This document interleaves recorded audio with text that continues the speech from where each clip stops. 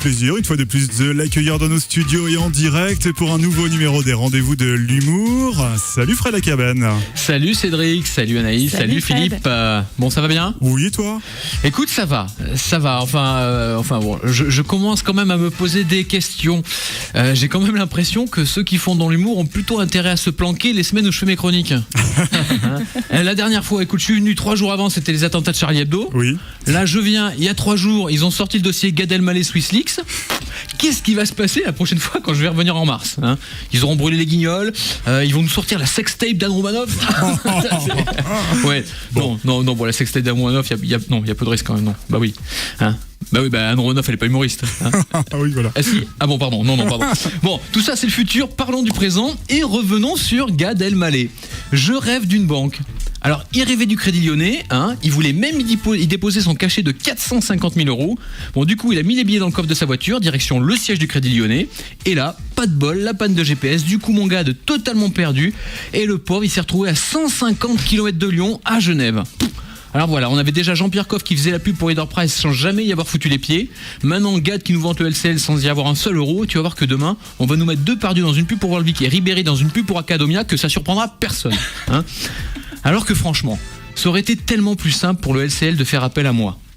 Moi qui suis humoriste.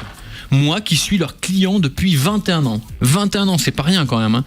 C'est l'équivalent en nombre d'années du salaire du cachet de Gad Elmaleh pour la pub. Hein. Donc voilà. Ils auraient dû faire appel à moi, ça leur aurait coûté beaucoup moins cher. Alors c'est ce que j'ai essayé de faire comprendre à mon conseiller personnel l'autre matin, hein, quand je suis rentré dans son bureau, et que je me suis écrié « Hey, je rêve d'une banque !» hein. Bon, il m'a regardé, il m'a dit « Bah ouais, vous êtes notre cauchemar !» Donc du coup, je me suis pas laissé faire, j'ai répondu « Dites donc, faites attention à ce que vous dites, parce que sinon, je file chez HSBC. » Ah bah non, monsieur La Cabane, pas la peine d'aller planquer votre argent en Suisse, vous le planquez très bien en France, c'est bien simple, je regarde vos comptes, je vois absolument rien. Donc voilà. Du coup, je l'ai mis au défi, et je me suis dit, quelle est la meilleure manière de gagner de l'argent rapidement ? Bah le loto. Et ça tombait bien parce que hier justement c'était vendredi 13, porte-malheur. Hein, et comme un malheur n'arrive jamais seul, hier vendredi 13, aujourd'hui Saint-Valentin. Ah bah oui, hein, la Saint-Valentin c'est l'angoisse. Hein.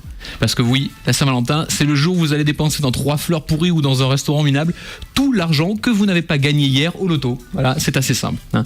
Et c'est sûr que si vous aviez gagné au loto hier, vous auriez sûrement vu beaucoup plus grand. Vous auriez fait vos valises pour un week-end au soleil en laissant Bobonne et les enfants à la maison. Voilà.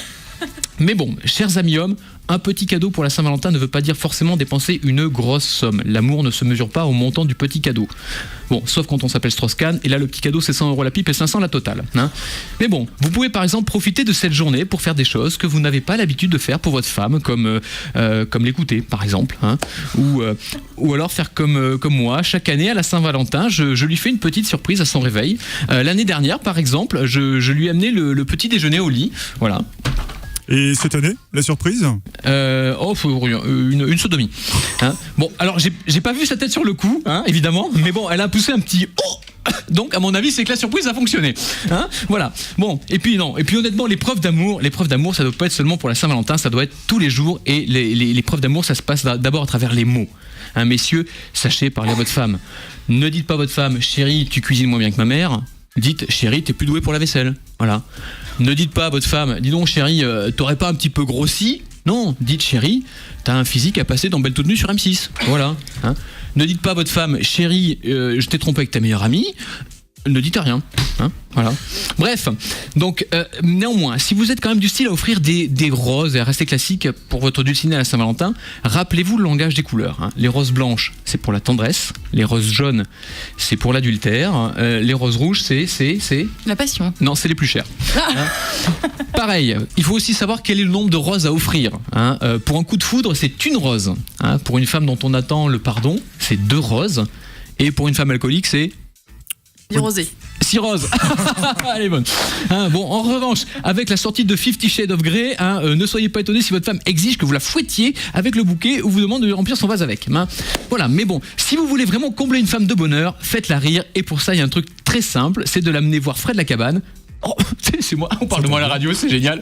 Hein, Fred Lacabane, hein, dans son one-man show mardi soir au Triolet, parce que femme qui rit à moitié dans son lit, et en plus c'est gratuit. Elle est pas belle la vie.